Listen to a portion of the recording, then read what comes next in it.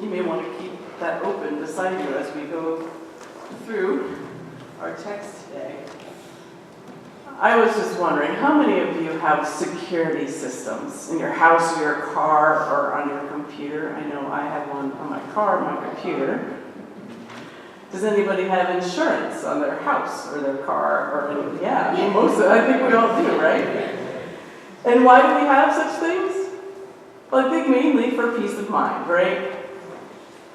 And the only reason we would need peace of mind in our homes and in our cars is because perhaps we have something to fear.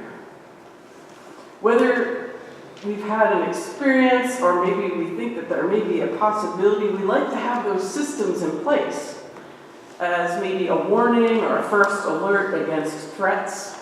I know when I owned the house in Old Lyme, my biggest fear was having a fire. Not so much because I would lose everything, but because I had pets. And I thought that would be the worst possible thing to happen to my pets. So fire, break-ins, home invasions, they're terrible uncertainties. But uncertainty is a big part of life, isn't it? Fortunately for us, faith, hopefully, is also a part of our life. And because of our faith, we have a greater security system in God. And that's what our psalmist is talking about today. This God gives us care and protection that has no limits. And that's what we find in our psalm. Now, as we think about it, all the psalms are prayers of some sort. But in this one, because of the timing of the setting, the reign of King David, these psalms often contain kind of military images. We talking about foes and adversaries. So if we can lay that sort of language aside, we know, in a sense, what the psalmist is talking about. Whether it's bodily illness, financial collapse, we all know threats. There are threats all around us. And how the psalmist deals with them is to simply bear his soul before God. C.S. Lewis, who is famous for the Chronicles of Narnia, he's also a theologian, he wrote somewhere that when you add it all up and consider it all together, in the end, we would find that our prayer life is also our autobiography. I think what he means by that is when we talk to God, we come to God just as we are in all of our brokenness and all of our joys and all of the pieces and parts of our lives. We come to God who we are and where we are. And we lay bare and are honest to God in hopes that we'll be touched by the divine and be changed by that. And that is the focus of Lent, coming before God, honestly and openly.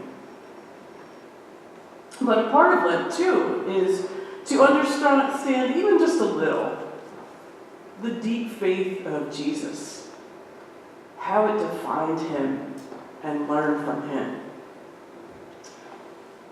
We can look at the texts of Jesus when he clearly knew that God was with him. He spoke strongly and confidently.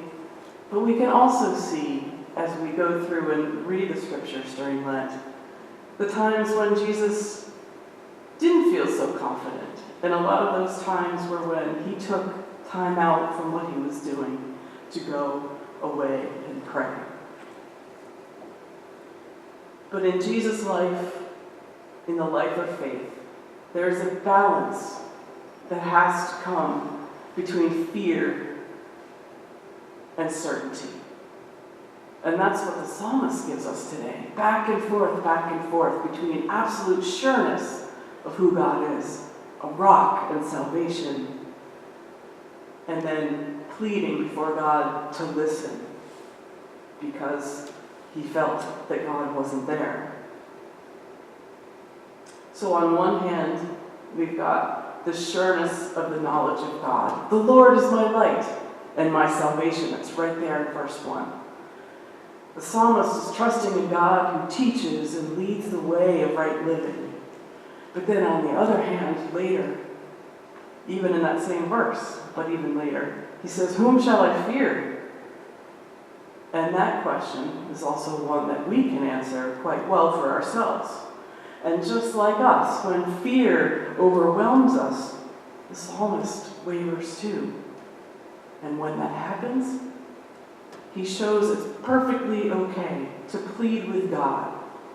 If you look at verse 7, he says, hear me, O God, when I cry aloud. And then later, do not give up on me. It's a gritty honesty in a back and forth between fear and trust. And that is faith. It's just as we've heard it in the Hebrews.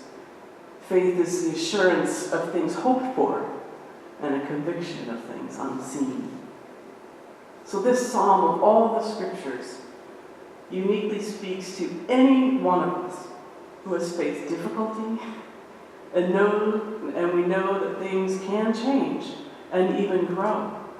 Out of the adversity that we face, new things can happen when we trust in God. As I mentioned last week, and I will keep saying, take time this Lent to look within yourself. Help yourself be aware of the pull that you feel between trust and anxiety or fear. Take time to be honest about the hard stuff with God. And God will eventually help us see those things more clearly. Ask the real questions of God. Talk to God. Shout to God if you need to. God is always there to listen.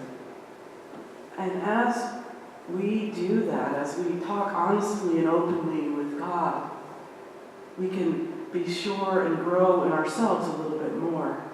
It's a part of a spiritual journey. And I also want to lift up that as we do journey through Lent, we need to be reminded that there are others of deep faith all around us who've gone before us. And they always found ways to help deal with what was going on in the world. And so as we talk to God, it helps us get more sure about how we can face what's going on in our own lives and in the world around us. We know, like the psalmist, there are real evils in the world. And we can recognize our own disappointments and our failures. Then we can place them before God. How do we do this?